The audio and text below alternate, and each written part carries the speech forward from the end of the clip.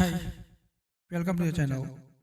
Today is the second day of 17th chapter. That is how to use your subconscious mind for forgiveness. Let's start.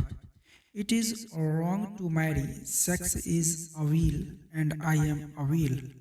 A young woman who heard me speak came up to me afterward.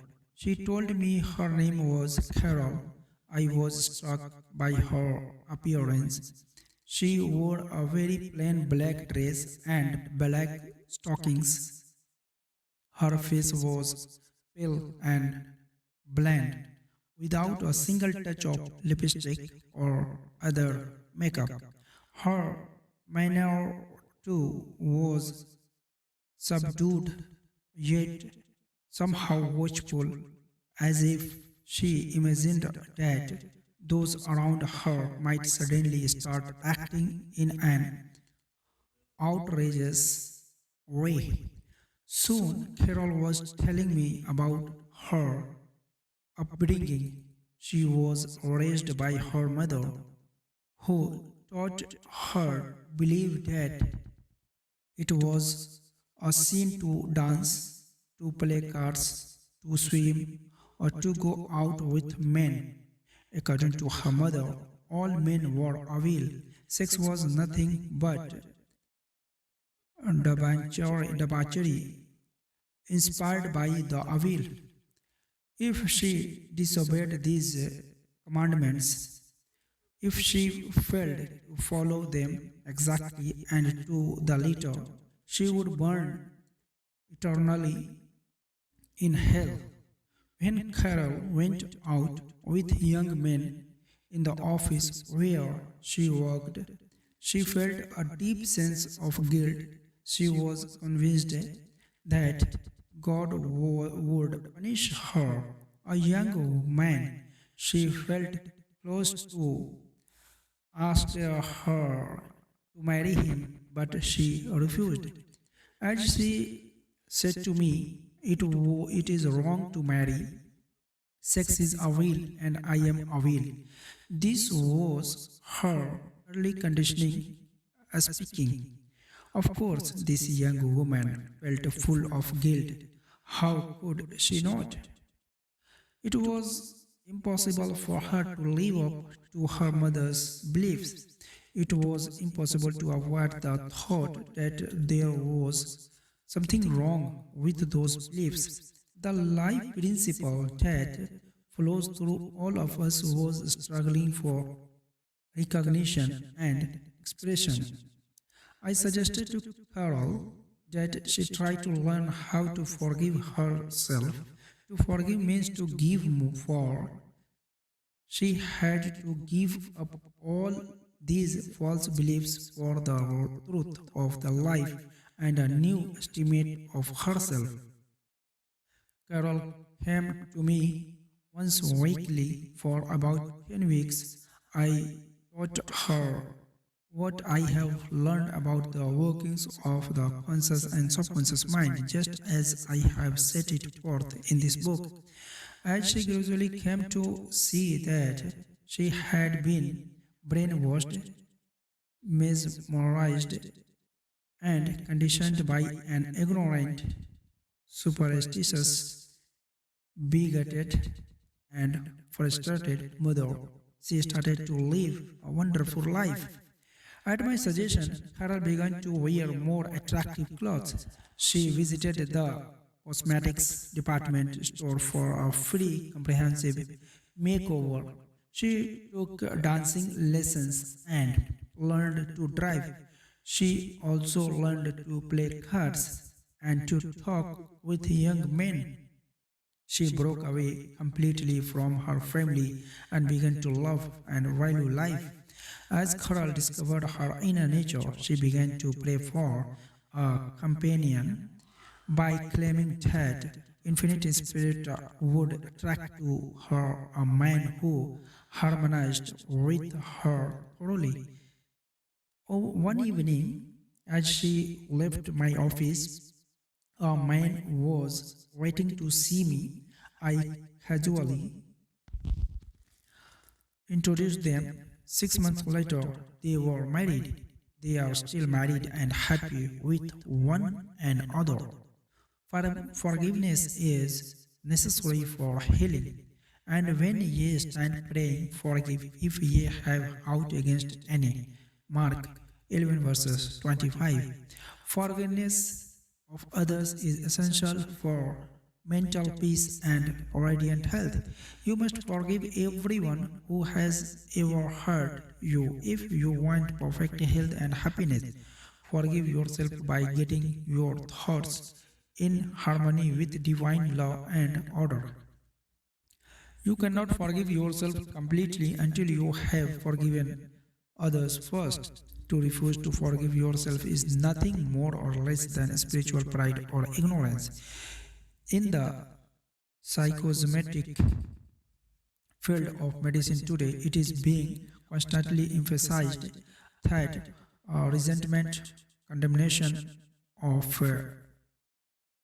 other, remorse, and hostility are behind a host of maladies ranging from arthritis to cardiac disease. The stress caused by these negative emotions can directly affect the immune system of the body, leaving you open to infection and disease. Specialists in stress related disorders point out that people who were hurt, mistreated, deceived, or injured often react by filling themselves with resentment and hatred for those who hurt them. This reaction causes inflamed and festering wounds in their subconscious mind. There is only one remedy. They have to cut out and discard their hurts, and the one and only sure way to do this is by forgiveness. Forgiveness is love in action. The essential ingredient in the art of forgiveness is the willingness to forgive. If you sincerely desire to forgive the other, you are more than halfway over the hurdle. Of course, you understand that to forgive another does not necessarily mean that you like him or want to associate with him or her. You cannot be compelled to like someone. That would be as if the government tried to legislate goodwill, love, peace, or tolerance. You are not going to like a person simply because someone orders you to do so. However, and this is a crucial point, we can love people without liking them. The Bible says, love ye one another. Impossible is there as this may sound at first. Anyone can do it who really wants to do it. Love means that you wished for the other's health, happiness, peace, joy, and all the blessings of life. There is only one prerequisite, and that is sincerity. You are not being magnanimous, magnanimous. When you forgive, you are really being selfish because what you wish for other, you are actually wishing for yourself. The reason is that you are thinking it and you are feeling it. As you think and feel, so are you. Could anything be simpler than that? Technique of forgiveness. Here is a simple but effective method to bring about forgiveness in yourself. It will work wonders in your life as you practice it. Quieten, quieten your mind, relax and let go. Think of God and His love for you and then affirm, I fully and freely forgive. Thank of the name of the offender. I release him or her mentally, and spiritually. I completely forgive everything connected with the matter in question. I am free, and he or she is free. It is a marvelous feeling. This is my day of general amnesty. I release anybody and everybody who has ever hurt me, and I wish for each and everyone health, happiness, peace, and all the blessings of life. I do not, I do this freely, joyously, and lovingly. Whenever I think of the person and or persons who hurt me, I say, I have released you, and all the blessings of life are yours. I am free, and they are free. It is wonderful. The great secret of true forgiveness is that once you have forgiven the person, it is unnecessary to repeat the prayer. Whenever the person comes to your mind or the particular hurt happiness to enter your mind, wish the delinquent well and say, Peace be unto you. Do this as often as the heart enters your mind. You will find that after a few days, the thought of the person or experience will return less and less often until it fades into nothingness. The acid test for forgiveness. Prospectors and jewelers use what is called an acid test to tell it if a metal is real gold or an imitation. There is an acid test for forgiveness too. Imagine that I tell you something wonderful about someone who has wronged you, cheated you, or defrauded you. If you sizzle at hearing the good news about this person, the roots of hatred are still in your subconscious mind, playing havoc with you. Suppose you had a very painful dental procedure last year and you tell me about it now. If I ask whether you are in pain from it now, you would give me an astonished look and say, Oh, of course not. I remember the pain, but I don't feel it any longer. That is the whole story. If you have truly forgiven someone, you will remember the incident, but you will no longer feel the sting or hurt of it. This is the acid test of forgiveness. You must meet it psychologically and spiritually. Otherwise, you are simply deceiving yourself. You are not practicing the true art of forgiveness. To understand all is to forgive all. Once you understand the creative law of your own mind, you stop blaming other people and conditions for making of marring your life. You realize that your own thoughts and feelings create your destiny. Furthermore, you are aware that externals are not the causes and conditioners of your life and your experiences.